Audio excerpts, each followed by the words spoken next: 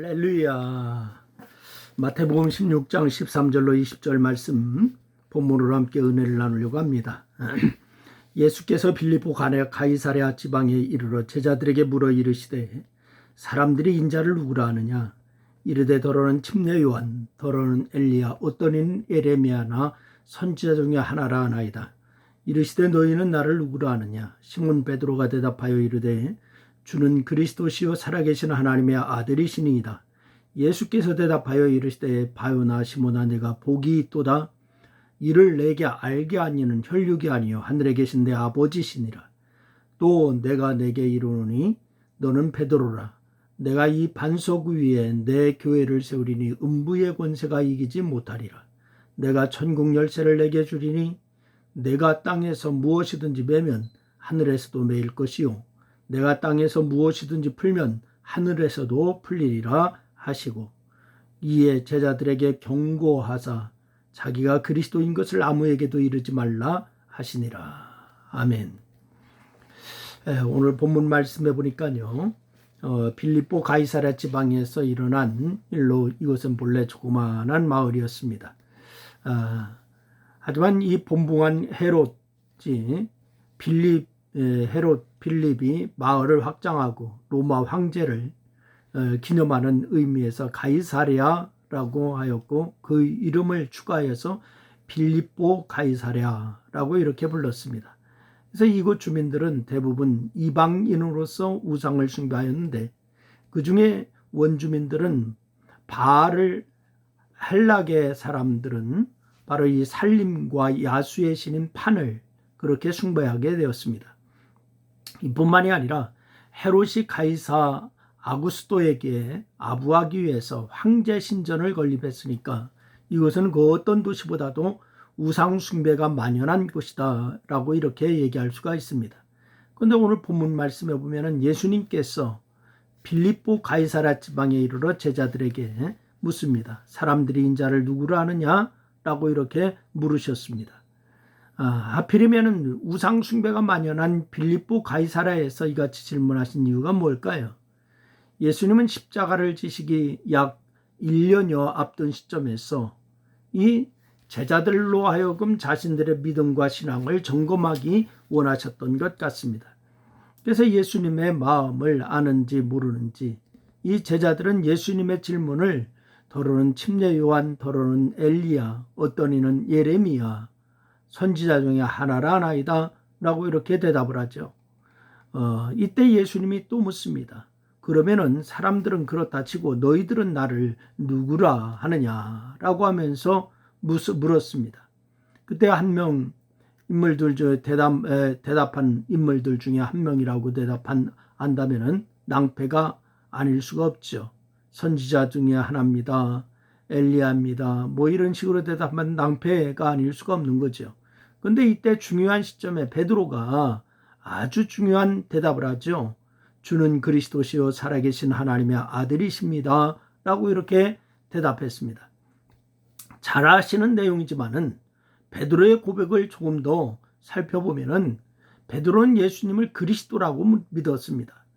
예수께서 너희는 나를 누구라 하느냐 라고 이렇게 물으셨을 때 이 질문은 예수님에게 대한 존재론적 질문이자 제자들의 믿음 상태를 드러내는 그러한 질문이었습니다. 이 중요한 시점에 베드로는 예수님을 향하여서 주는 그리스도이십니다 라고 이렇게 고백했습니다. 여기서 주라고 하는 건 흔히 생각하는 주인 주자 혹은 주님이 아니라 단순한 2인칭 대명사예요. 그러면 그리스도란 무슨 뜻일까요? 문자적으로는 기름 부음을 받은 자라고 하는 뜻으로 이 구약에서는 하나님의 종으로 부름을 받은 자들의 머리에 기름을 부어서 하나님의 종됨을 증거하는 것입니다. 여러분 성경에 보면은 대제사장과 왕 그리고 선지자들이 기름 부음을 받았습니다.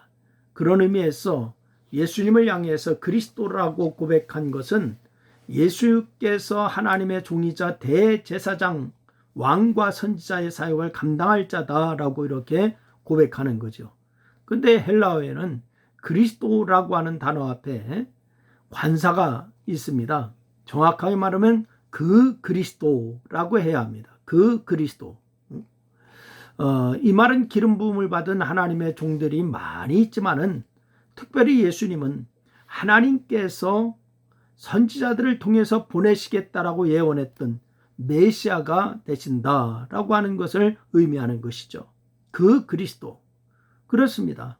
여러분, 베드로는 지금 예수님을 향해서 온 백성이 그토록 대망하여 왔던 구원자, 곧 메시아라고 믿었고 그를 말로 고백하고 있는 것입니다. 그리고 이 베드로는 예수님을 살아계신 하나님의 아들이라고 믿었습니다. 유대인들이 과연 진정한 믿음을 가졌는지, 그들이 과연 하나님을 경외하기에 가기는 하였는지, 이 논하는 것은 유예로하고, 그들은 적어도 외형적으로는 하나님을 두려워했어요. 그래서 하나님이라고 하는 단어를 입에 올리고 쓰는 것조차도 꺼려할 만큼 하나님을 두려워했습니다.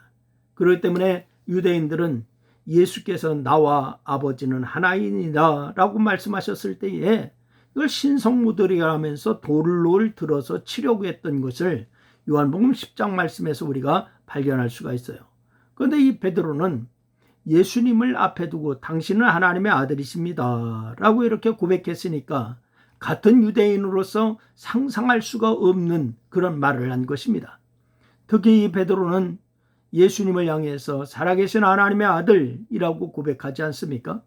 그래서 이 말은 예수께서 과거와 더불어서 지금과 미래에도 살아계신 하나님, 곧 영원히 존재하신 초월하시는 분이시다 라고 하는 것을 의미하고 있는 것입니다.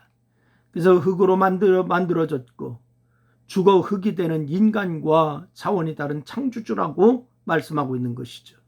또한 이 말은 그 어떤 일도 능치 못하심이 없고 그 어떤 것도 모르시는 것이 없는 전능하신 하나님이십니다 라고 하는 것을 고백하고 있는 것입니다.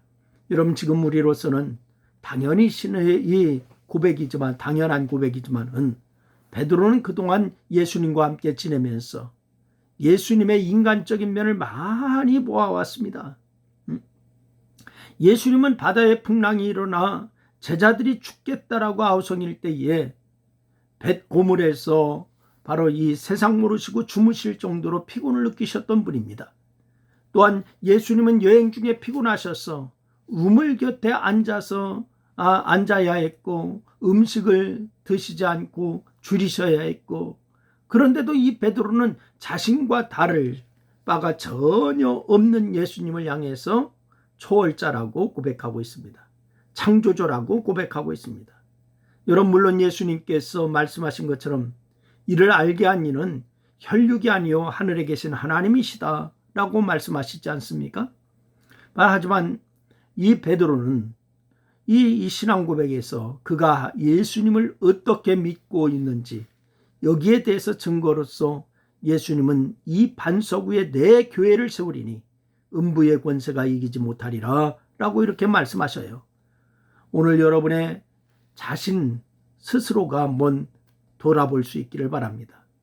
여러분 자신의 믿음과 신앙을 점검하는 귀한 시간이 되시고, 여러분 예수 그리스도를 주는 그리스도시요 살아계신 하나님의 아들이십니다 라고 이렇게 고백하는 진정한 신앙 고백이 여러분 마음 가운데 있어서 영원한 천국을 소망하는 여러분의 믿음의 사람이 다 될 수 있기를 주님의 이름으로 부탁을 드립니다. 기도하겠습니다. 하나님 아버지, 은혜와 사랑을 고맙고 감사합니다. 오늘 베드로의 신앙 고백을 통하여서 우리 자신의 믿음과 우리의 신앙 고백을 다시 한번 점검해 봅니다. 하나님 함께하여 주시고 우리의 고백이 헛되지 아니하도록 하나님 역사하여 주옵소서. 예수님의 이름으로 기도했습니다. 아멘.